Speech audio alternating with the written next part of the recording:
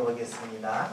누가 알까? 이런 주를 가지고 말씀을 함께 듣겠습니다. 어제 우리 교회 남지서를 이제 청년이 결혼을 했지요. 결혼하기 전에 늘 결혼하는 그 신랑 신부를 만나는 그런 시간을 3-4번을 갖습니다. 지난주를 기억하는데 잠시 남지서를 만나기로 했는데 제가 다른 성도를 만날 시간이 겹쳐서 한 5분 정도 사무실 밖에서 기다려야 했습니다. 그 시간에 우리 남지솔이 저희 막내 아들 이재원을 잠깐 만났습니다. 남지솔이 30살이고 우리 셋째 아들이 20살인데 남지솔 30살이 20살에게 이런 얘기 했습니다. 야 재원아, 내가 네 나이 20살 때 다 컸는 줄 알았는데 지금 보니까 아이야. 그 이야기를 했다는 거예요. 제가 그 이야기 듣고 속으로 많이 웃었습니다. 얘가 이제 시집갈 때가 됐구나. 왜냐? 자기가 애였다는 것을 알면 큰 겁니다. 내가 부족했다고 하는 것을 깨달으면 어른입니다. 어른과 아이의 차이는 간단합니다. 아이는 내가 모른다는 걸 몰라요. 내가 어리석다는 걸 몰라요. 어른들의 특징이 어디 있을까요? 내가 어리석다고 하는 것을, 내가 부족하다고 하는 것을 굉장히 잘 안다는 데 있습니다. 여러분, 나에 대해서 누가 가장 많이 할까요? 당연히 나 자신입니다. 내가 좋아하는 음식 내가 제일 잘 알아요. 내가 좋아하는 색깔 내가 제일 잘 알아요. 내가 가고 싶은 곳 내가 제일 잘 압니다. 또 내가 제일 싫어하는 색깔도, 내가 가장 싫어하는 분위기도 내가 제일 잘 알아요. 나에 대해서 내가 가장 많이 알고 있습니다. 그런데 여기서 주의해야 할 것이 있어요. 많이 아는 것과 정확하게 아는 것이 일치하지 않는다는 것이. 나에 대해서는 내가 제일 많이 알지만 그렇다고 해서 내가 나에 대해서 가장 정확하게 아는가? 그것은 아니라는 것입니다. 양적으로는 내가 제일 많이 알아요. 질적으로 내가 제일 잘한다? 아니라는 것입니다. 지난주에 우리나라 온 국민들이 흥분의 도가니에 빠졌죠. 테니스 선수 정현이라고 하는 선수가 호주 오픈에서 4강까지 들었어요. 지난해에 비하면 굉장히 실력이 성장했어요. 이 성장한 이유가 무엇이냐? 전문가들이 분석한 바에 의하면 그가 고든이라고 하는 남아프리카 공화국 출신의 코치를 만난 다음이라는 겁니다. 그 코치는 지난해에 그 가장 뛰어난 코치로 상을 받은 사람인데, 그를 만나면서 정인이라고 하는 선수가 서브할 때에 몸을 더 틀었습니다. 그리고 나서 서브를 넣게 되니까 서브의 정확성과 속도가 더 좋아졌습니다.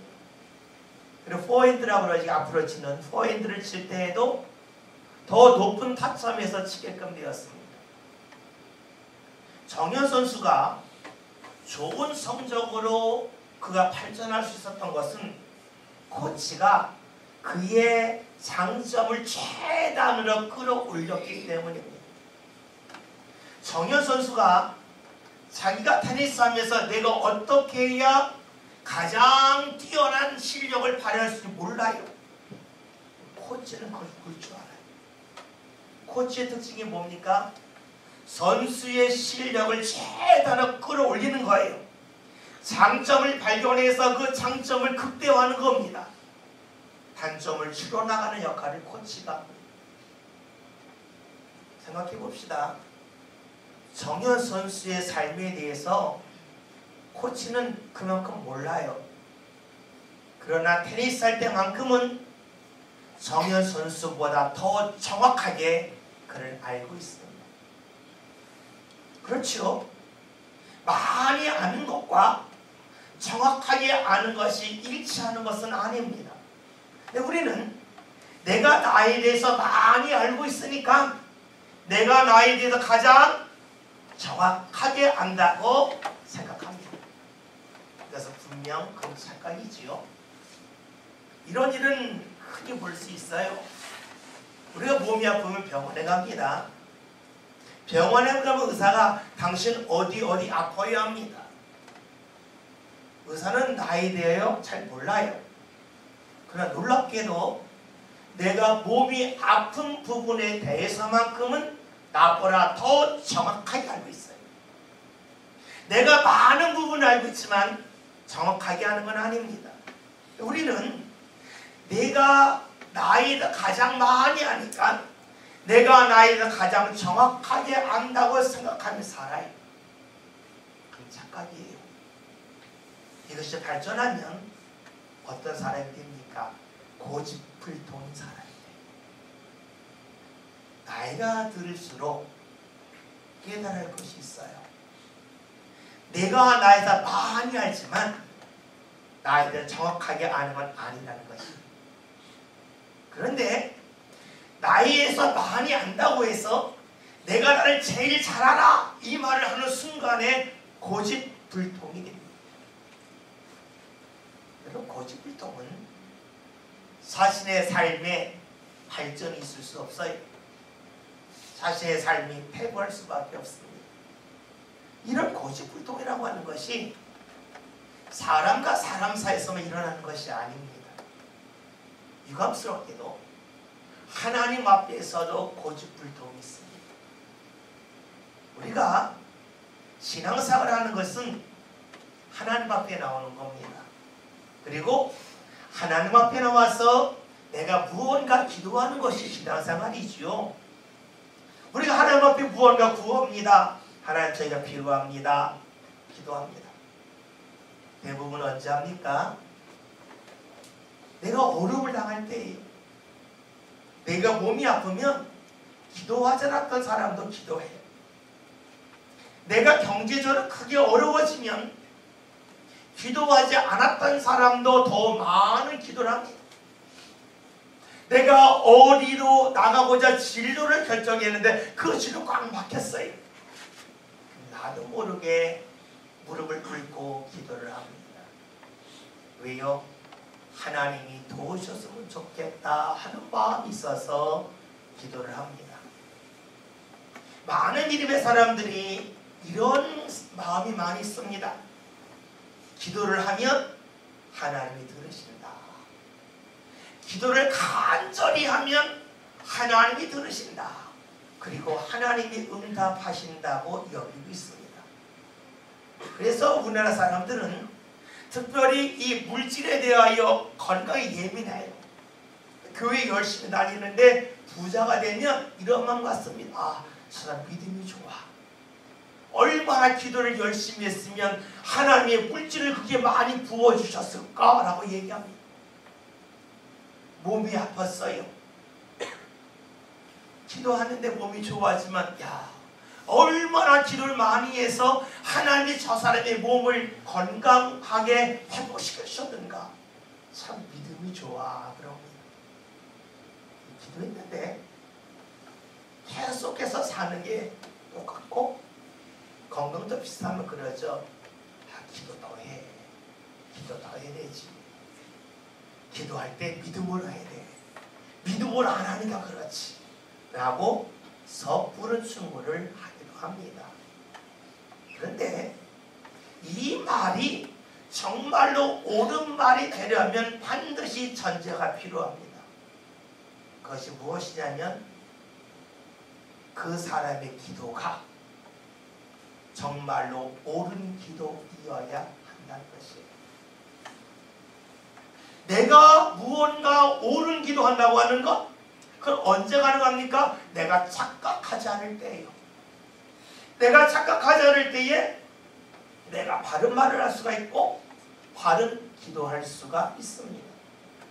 내가 착각했다면 내가 하는 말도 착각이 될 수밖에 없고 나의 기도로 착각 속에 기도가 되고 맙니다.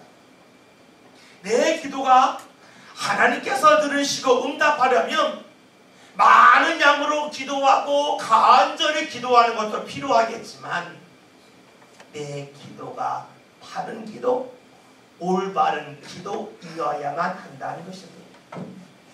만약에 내가 올바른 기도하지 않았는데 하나님이 내게 응답을 주셨다면 그것이 과연 좋은 일일까 하는 겁니다. 내가 몸이 아파서 병원에 갔는데 의사가 약을 줬는데 잘못 진단해서 약을 줬어요. 그러면 그 약을 먹는 사람이 어떻게 되겠습니까? 저희 어머니가 4년 전에 돌아가셨죠. 돌아가시기 전에 우울증이 왔어요.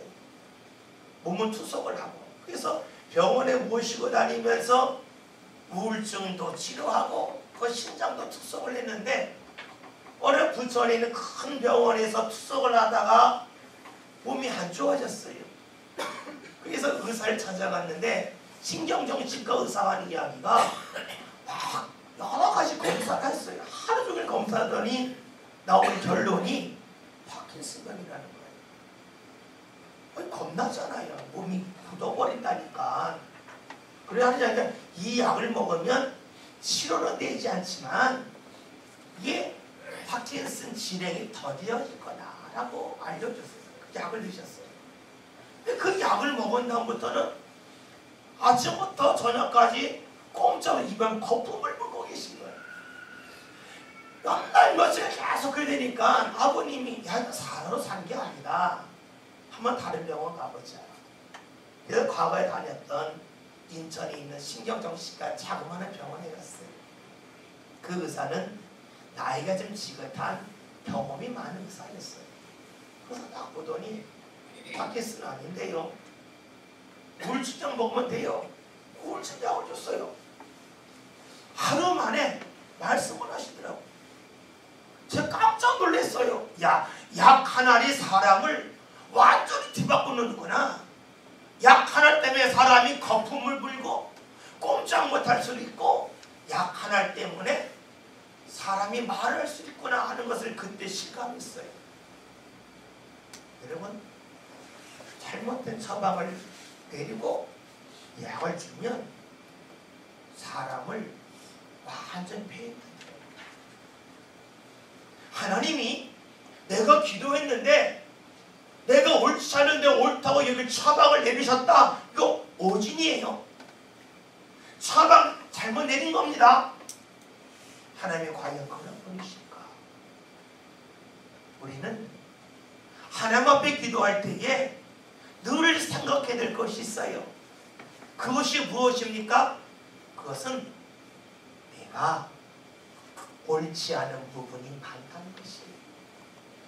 내가 부족하다는 것이에요. 제 머릿속에 기억력이 좋았다면 제가 10년의 꼭 물고가 있어요. 지소라, 네가 40살 됐는데 30살 때 네 모습이 어른 같았냐 애 같았냐. 답은 뻔하겠지만 아마 애 같을 거예요. 말할 겁니다. 애 같다고 하는 것은 부족하다는 거예요. 제대로 모르는데 안다고 착각하며 산다는 것이에요. 우리가 하나님 앞에서 늘 기억해야 될 것은 내가 하나님 앞에서 온전하지 않다는 것입니다. 내가 온전하지 않기 때문에 내가 기도하고 구하는 것, 그 행위는 아름다운 행위이지만 구하는 내용이 늘 옳은 것만은 아니라는 겁니다. 왜요? 내가 나에 대하여 제대로 모르기 때문에 그래요. 내게 무엇이 필요한지, 내게 정말로 무엇이 중요한지 정확하게 아는 것이 아니라는 것이에요. 그걸 기도할 때에 우리에게 필요한 것이 있어요. 오늘 예수님이 그것에 관하여 우리에게 두 가지를 말씀해 주세요. 그것이 첫 번째 무엇인가? 오늘 말씀 7절의 말씀을 함께 보겠습니다. 함께 했습니다. 또 기도할 때에 이방인과 같이 중언부언하지 말라. 그들은 말을 많이 하여야 들으실 줄 생각하느니라. 아멘. 여러분, 기도할 때에 우리가 늘 생각해야 할 것이 무엇이냐? 그것은 기도를 많이 해야 하나님이 들으신다고 하는 그 생각을 내려놓아야 됩니다. 왜냐하면 내가 많은 기도를 할지라도 내가 잘못 구한다면 그 많은 기도가 내 삶 가운데 전혀 도움이 되지 않기 때문에 그렇습니다. 생각해 봅시다.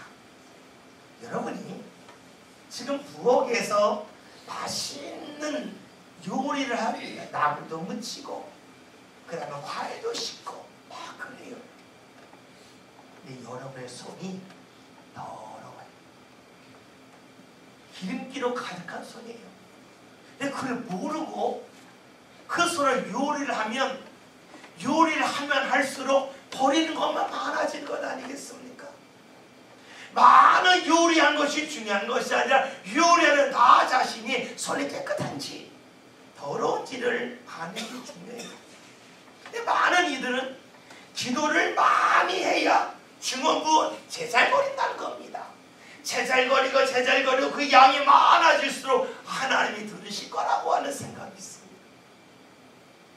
다시 말하면 기도하는 나 자신을 생각하지 않고 내가 옳은지 그른지 여기에 대하여 전혀 신경 쓰지 않고 내가 옳기 때문에 내가 구하는 것 그것을 내가 붙잡고 얻어야 된다는 그 마음이 많다는 것이지요.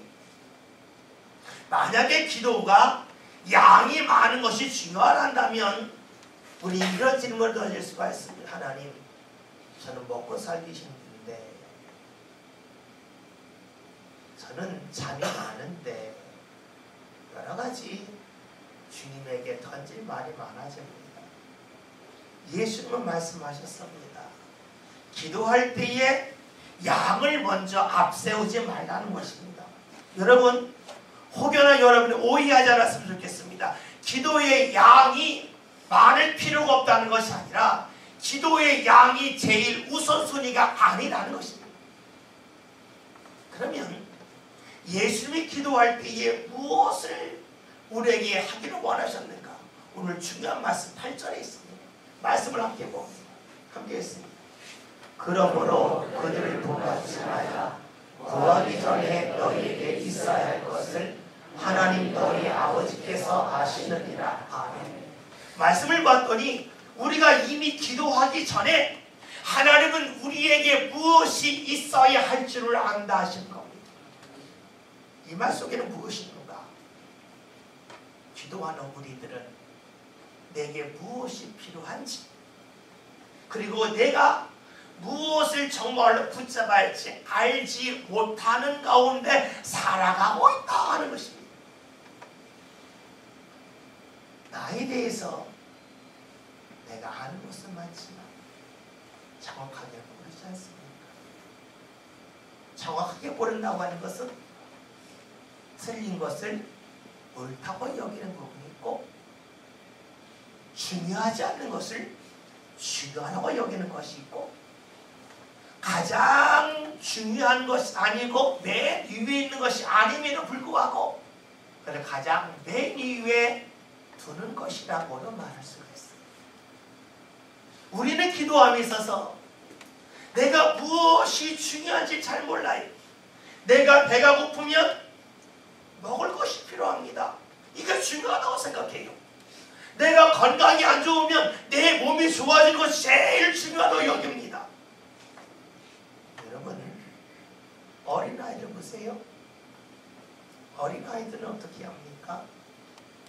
그냥 자신이 원하는 것이 가장 좋은 것이라고 여기고 가장 소중한 것이라고 여기 거기 매달려요.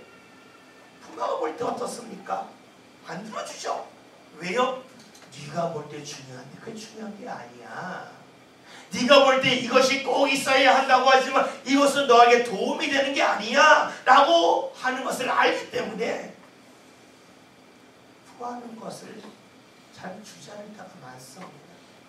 그러면 그래, 야 너는 네가 뭐가 필요한지 몰라. 너에게 정말로 뭐가 소중한지 너는 몰라. 이 마음이 부모에게 있어서 구하는 것을 애들에게 주지 않습니다. 우리는 하나님 앞에 구할 때 꼭 기억해야 될 것이 있어요. 나는 부족하다는 것이에요.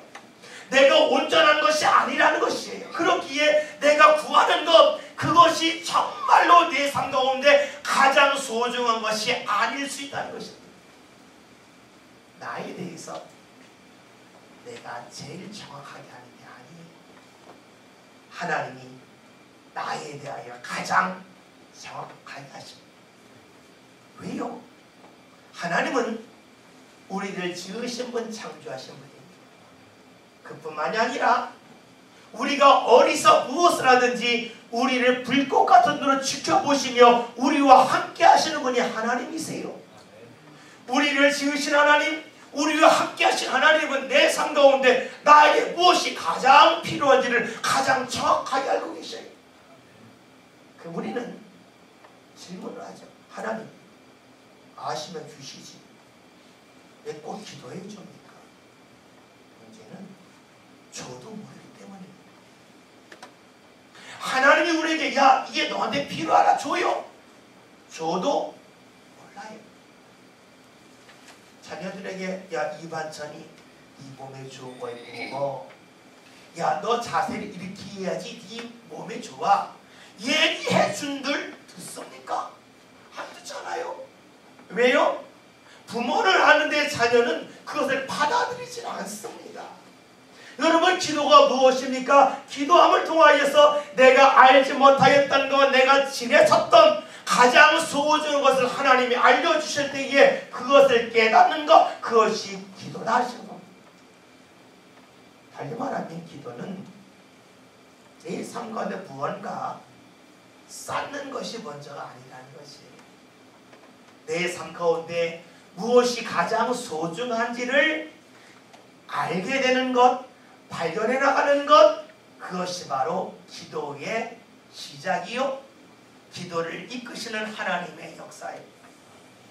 우리는 내가 무엇이 옳고 그름에 대하여 생각하기보다는 내 삶가운데 무언가 채울 것, 여기 관심이 많아요.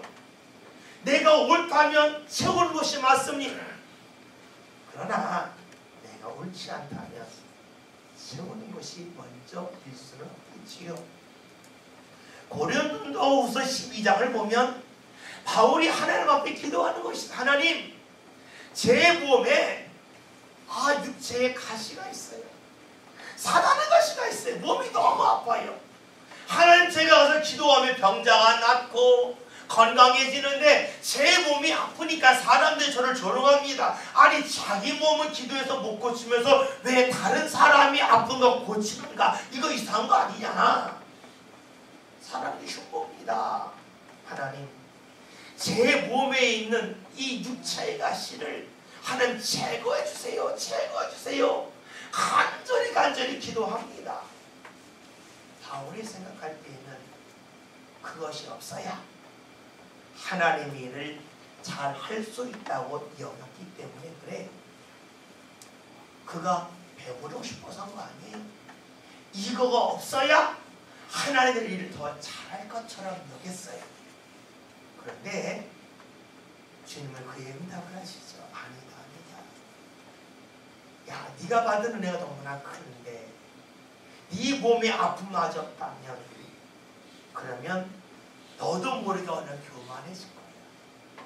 너도 모르게 스스로를 너무너무 자신을 위대하다고 생각하는 그러면 안 돼. 네 몸에는 아픔이 너의 약함이다. 그 약함 때문에 너는 내 앞에서 겸손해질 수 있고 기도할 수 있고 그러는 가운데 내가 너에게 주는 은혜는 끊임없이 삶 가운데 넘쳐날 거다라고 말씀을 해주시죠.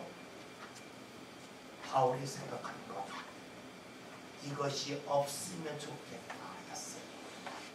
주님은 아니다 하는 겁니다. 내 삶 가운데 이것이 없으면 나는 잘할 것 같은데 하나님은 아니다. 이것이 있어야 된다라고 말씀하십니다. 바울에 대해서 바울보다 주님이 더 정확하게 아셨습니다.